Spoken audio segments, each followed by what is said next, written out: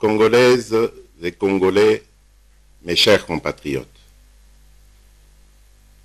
il y a plus d'une année, je m'adressais à vous pour annoncer une série de mesures prises dans le cadre de la riposte face à la situation de crise inédite provoquée par l'apparition de la maladie à coronavirus.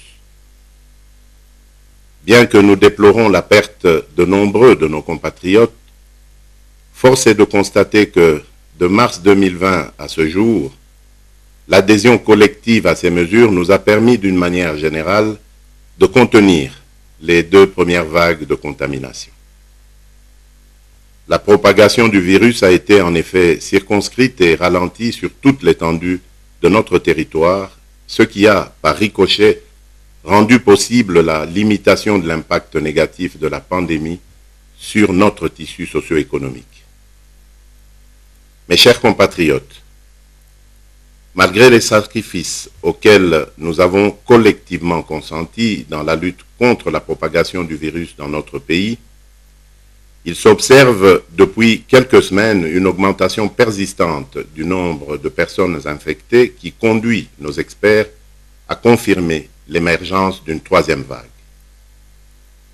Cet accroissement rapide des cas de contamination qui se caractérise notamment par l'augmentation du nombre de personnes qui développent la maladie tout en étant hospitalisées, la saturation des lits d'hôpitaux dédiés aux patients Covid-19 et des décès que nous déplorons, nous pousse à prendre des mesures fortes pour ralentir la progression du virus. Ces mesures sont d'autant plus nécessaires en raison de la résilience de la Covid-19 et des différentes mutations qui la rendent davantage imprévisible et dangereuse, comme l'atteste la circulation du variant Delta, mieux connu sous le nom du variant indien.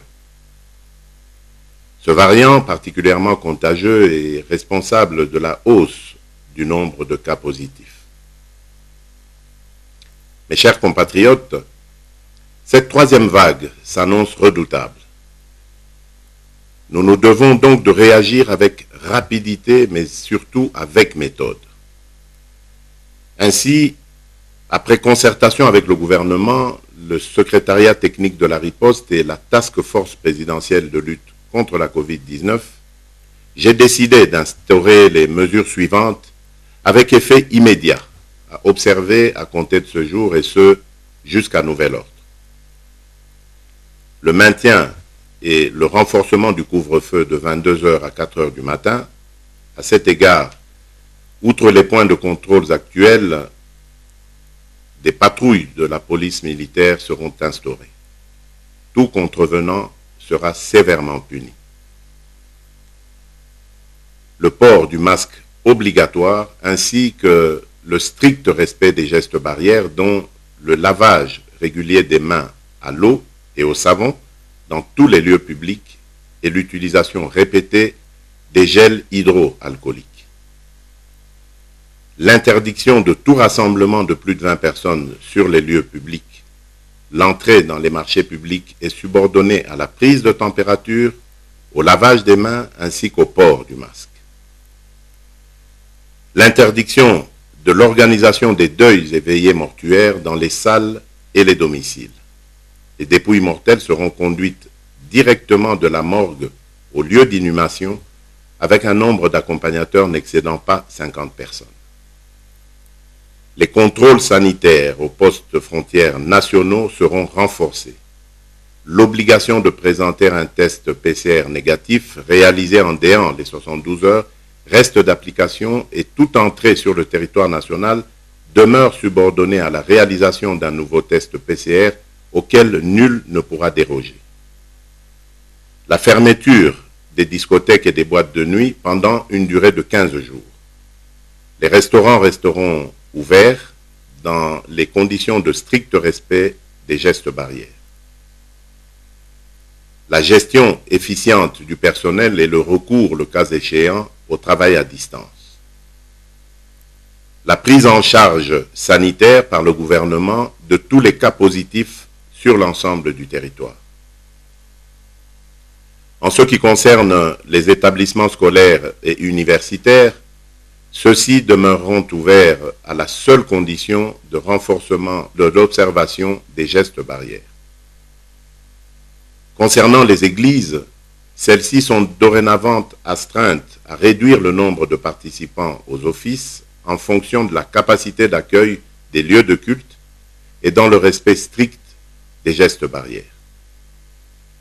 D'un point de vue sanitaire, il sera désormais obligatoire de se faire tester régulièrement à l'aide des tests rapides devant toute toux, associée ou non à de la fièvre pour toutes les personnes à risque ou les plus exposées, à savoir les personnels de santé, le corps enseignant, les agents et cadres des entreprises publiques et privées et ou toute autre personne exerçant une activité nécessitant de nombreux contacts. Les tests antigéniques rapides seront gratuits.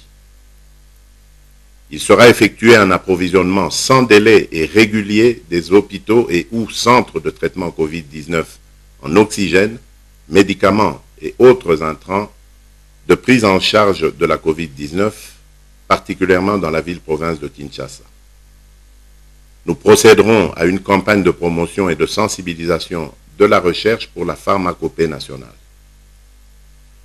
Nous veillerons à l'amélioration de la couverture vaccinale en mettant un accent particulier sur une communication pédagogique justifiant la nécessité du recours à la vaccination.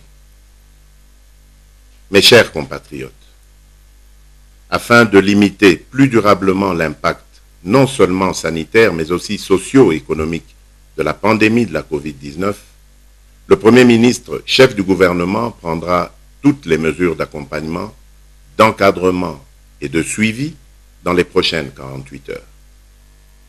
Dans ce contexte, et comme je l'avais annoncé dans mon récent point de presse, toutes les manifestations prévues dans le cadre des festivités du 30 juin sont annulées. Que Dieu protège la République démocratique du Congo. Je vous remercie.